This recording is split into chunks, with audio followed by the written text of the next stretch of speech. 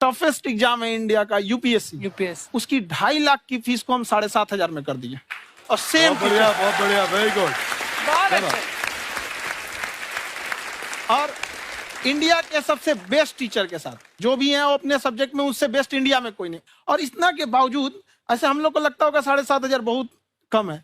एक लड़की ने कहा कि सर शाम वाले बैच को ना मॉर्निंग में कर दीजिए। हम कहे बाबू तो इतना सबके इंडिविजुअल से तो बैच ट्रांसफर नहीं, क्या प्रॉब्लम है?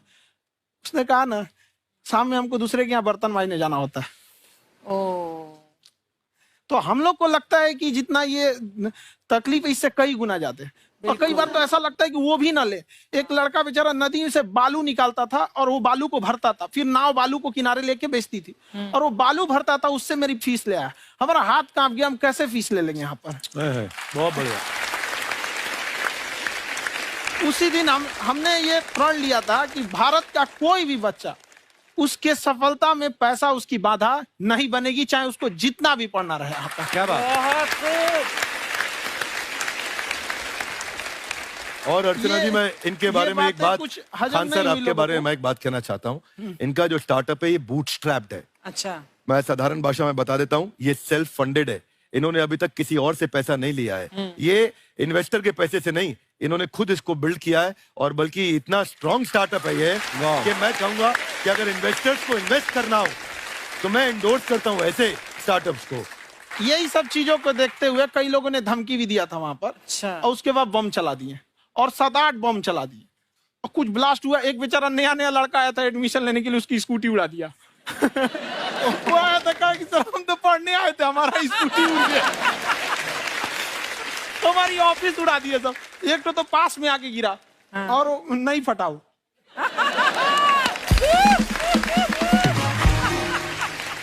बाद में बहुत सारे लोग धमकियां दिए, लेकिन कहते हैं ना सूरज कितना भी तेज चमक ले समंदर नहीं सुखा सकता। वाह वाह वाह, क्या बात है। मैम एक्चुअली ये फीस कम करने का एक और रीजन है। 2.5 लाख 3 लाख की जो फीस में सब लोग पढ़ाई अफोर्ड नहीं कर पाते। इसलिए वो कुछ ही लोग अफोर्ड कर पाते हैं, तो उनका मेंटल लेवल तो बहुत ऊपर चला जाता है। लेकिन एक पूरे देश का मेंटल लेवल थोड़ा सा स्टेबल नहीं हो पाता। तो जब फीस कम रहेगी तो हर वो लड़का तैयारी करने के लिए आगे आएगा जिसका सपना है देश के लिए कुछ करने का। सीटें लिमिटेड हैं, उन्हें को मिलेगी, लेकिन जिन्हें नहीं मिलेगी उसे मिलेगा देश का एक जिम्मेदार नागरिक। तो इस देश को बदलना। क्या बात है। हम लोग विश्व गुरु कहे जाते थे, क्यों? क्योंकि दुनिया से लोग हमारे यहाँ पढ़ने आए थे। चाइना से ह्वेनसांग आया, फायान आया, आज कोई नहीं आता है। हम लोग का उद्देश्य एक समय आएगा जो फिर आएंगे यहाँ पढ़ने के लिए। क्या बात है। पर आप देखो अर्चना जी, सबसे ज्यादा आईपीएस आईएएस बिहार से निकलते हैं। आप देखो पढ़ाई लिखाई में पॉलिटिशियन बहुत बड़े बड़े निकले हैं। तो ऐसा नहीं है, हर जगह ऑप्शन भी नहीं है वहाँ पे, इंडस्ट्री नहीं है, खेती करेगा तो कोई खास वो नहीं रहे, ऑप्शन भी नहीं है। सही बात है। बिहार की मिट्टी में एक चीज है, जिद तो बहुत जबरदस्त है। कुछ भी नहीं रहेगा तो सब कुछ पाने का उसको जिद रहेगा, करके भी दिखा देगा। वहाँ पे कर देंगे हम यहाँ पे। विवेक सर, आपके बारे में हमने सुना एक बार आप संन्यास लेने चले गए थे। कौन वापस लेके आया आपको? फिर कहाँ तक पहुंच गए थे आप? नहीं, मैं एमबीए की पढ़ाई के बाद मैं ये सोचा था कि अपना जीवन भगवान की सेवा में समर्पित कर दूं। अच्छा जी। बहुत साल मैं वृंदावन में रहा था और गुरुकुल में रहा था। अच्छा। और वहाँ सेवा करना, बहुत अच्छी शिक्षा मिली। मैं बोलता हूँ मेरी असली एमबीए वही थी, मोस्ट ब्यूटीफुल एसोसिएशन। और मैं वहाँ भगवत गीता पढ़ी, जहाँ मुझे गीता से लगाव हुआ। तो मेरे गुरुजी का आदेश था कि आप भगवत गीता को बिजनेस मैनेजमेंट के साथ जोड़ के देश दुनिया में बताओ। मेरे को लगा बड़ा मुश्किल काम है। मैंने बाद में देखा कि डॉक्टर स्टीफन कॉवी, जिनकी किताब है 7 habits of highly effective people, आप सबने पढ़ी होगी। उन्होंने बोला मैंने 7 हैबिट भगवत गीता से लिए। और हमारे देश के लोग ऐसे हैं जो मेरी किताब पढ़ते हैं, जो कि 3.5 मिलियन कॉपीज बिक चुकी हैं, और भारत में भगवत गीता नहीं पढ़ते। तो मुझे लगा कि मैं गीता विद मैनेजमेंट के ऊपर आकर के बातचीत करूं।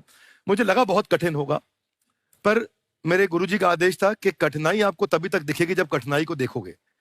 तो एक छोटा उन्होंने मुझे बताया, पूछा कि इस कमरे में लाल रंग कितनी जगह है, देखो आप भी एक बार जरा देख के बताओ। 7-8 जगह लाल रंग दिख रहा है यहाँ पे आपको?